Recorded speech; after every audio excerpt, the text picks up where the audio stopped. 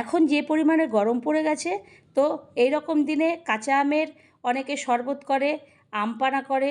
তো একবার এরকম একটা আইসক্রিম করে দেখবেন, খেতে খুবই ভালো লাগবে। আর কিছুক্ষণের জন্য শরীরটা ঠান্ডা হয়ে যাবে। তার জন্য আমি দুটো কাঁচা আম নিয়েছি, এগুলোকে ছুলে পরিষ্কার করে টুকরো টুকরো করে একটা বাটির মধ্যে গরম জলের মধ্যে দিয়ে দেবো লবণ। তারপর একটা ঢাকনা দিয়ে আমি ঢেকে দেবো।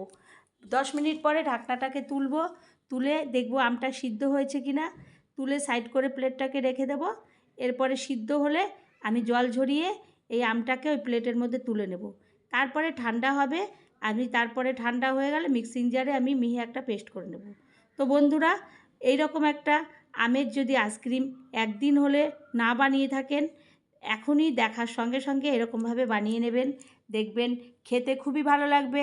আর ছোট বড় সকলেই আপনাকে যখন খুব গরম লাগবে এরকম একটা কাঁচা আমের এইরকম আইসক্রিম করার জন্য অনুরোধ করবে। এবং এটা বানিয়ে খেলে শরীরটা কিছুক্ষণের জন্য ঠান্ডাও হবে এবং এই কাঁচা আমে কোনো ঘামাচি বা কোনো ফোড়া প্যাঁচা হয় না। তারপরে মিহি পেস্টটা হয়ে গেলে আমি একটা কড়াইয়ের মধ্যে ঢেলে দেব। তারপরে আমি অনবরত এইটাকে খুন্তির সাহায্যে নাড়তে থাকবো। নাড়তে নাড়তে যখন তলায় না ধরে যাবে সেরকমভাবে আমি অনর্গল নাড়ব। এরপরে ওর মধ্যে দিয়ে দেব আমি চিনি দিয়ে আর একটু লবণ দেব। দিয়ে ভালো করে, যদি বা আগে আমের মধ্যে লবণ আছে তবু একটুখানি দিয়ে আমি অনবরত নাড়তে থাকবো। নাড়া হয়ে গেলে আমি ওর মধ্যে দিয়ে দেব একটুখানি সবুজ ফুড কালার। এরপরে আমি নাড়তে নাড়তে যখন দেখব বড় বড় বুটবুটি উঠছে, তখন বুঝবো আমার আমটা একদম পুরো তৈরি হয়ে গেছে, পারফেক্ট যে আইসক্রিম করব সেরকমভাবে। তখন একটা ছোট্ট ডাব্বু হাতা নেব আর ছোট ছোট যে চায়ের কাপ পাওয়া যায় সেই কাপের মধ্যে আমি ঢেলে দেব।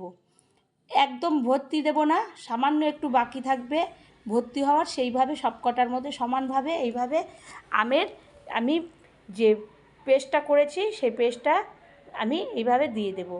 দেওয়ার পরে সমস্তগুলোর মধ্যে একটা করে কাঠি গুঁজে দেব।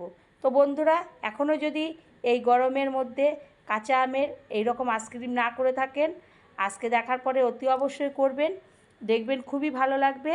এরপরে সবকটা ভর্তি হয়ে গেলে এর মধ্যে আমি দিয়ে দেব কাঠি দেওয়ার পরে আমি ফ্রিজে তুলে রাখবো। 3 ঘন্টা পরে আমি ফ্রিজ থেকে বার করে যখন দেখব যে এটা সেট হয়ে গেছে ততক্ষণ পর্যন্ত ফ্রিজে রাখবো। এরপরে সেট হয়ে গেলে আমি বার করে আমি এটাকে ওপরের যে কাপের যে কাগজটাকে ছিঁড়ব এবং ছিঁড়ে আমি ওটাকে আইসক্রিমের মতন বাচ্চারা খাবে সেইভাবে তৈরি করব। তো বন্ধুরা, একদিন হলে এরকমভাবে একটা আইসক্রিম করবেন, দেখবেন খুবই ভাল লাগবে খেতে। আর বাচ্চাদের তো খুবই প্রিয় হয় এই আইসক্রিম। এরপরে আমি এইভাবে ছুলে নিয়ে চোকলাগুলোকে আমি সমস্ত প্লেটের মধ্যে সাজিয়ে রাখব। সমস্তটা আমি ছুলছি, চোকলাগুলো একদম কাপগুলোকে আমি ছিঁড়ে সাইড করে আমি রেখে দিচ্ছি। আর সুন্দরভাবে সেট হয়ে গেছে।